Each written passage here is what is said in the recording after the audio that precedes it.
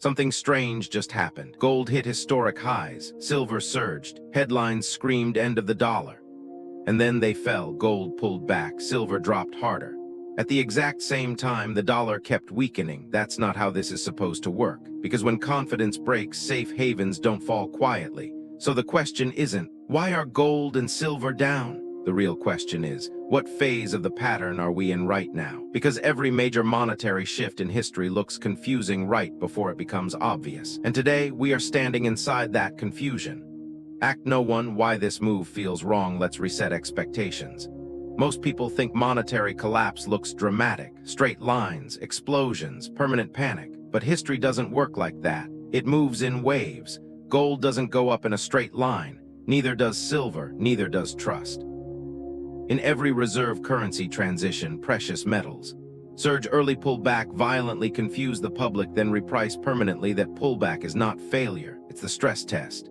And right now, we are in the stress test phase. Act No 2, the dollar cracks quietly while everyone is watching gold charts. The dollar is doing something far more important. It's weakening despite high interest rates. Historically, that shouldn't happen. High rates are supposed to attract capital, support the currency, signal strength. But today, the dollar is weakening anyway. That tells us something critical. Markets are no longer focused on yield. They're focused on credibility, and credibility is harder to print than money. Act No 3, why gold and silver fell after hitting HIGHS. Here's the part almost no one explains. Gold and silver didn't fall because the crisis ended.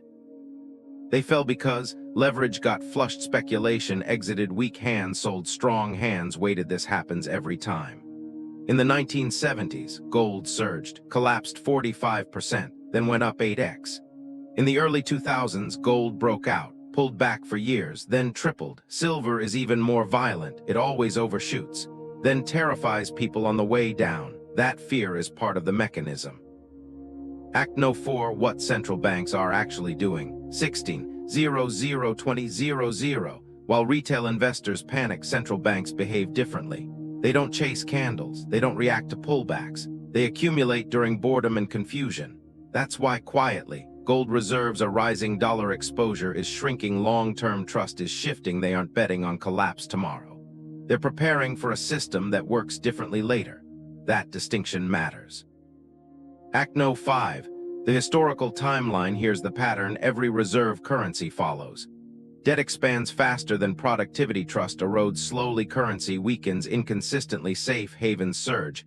Then retrace, confusion peaks, repricing becomes permanent. We are between steps 4 and 5. That's the most psychologically difficult phase, because nothing looks broken enough, yet nothing feels stable anymore. Final takeaway, gold and silver falling after hitting highs does not mean the shift is over. It means the system is arguing with itself.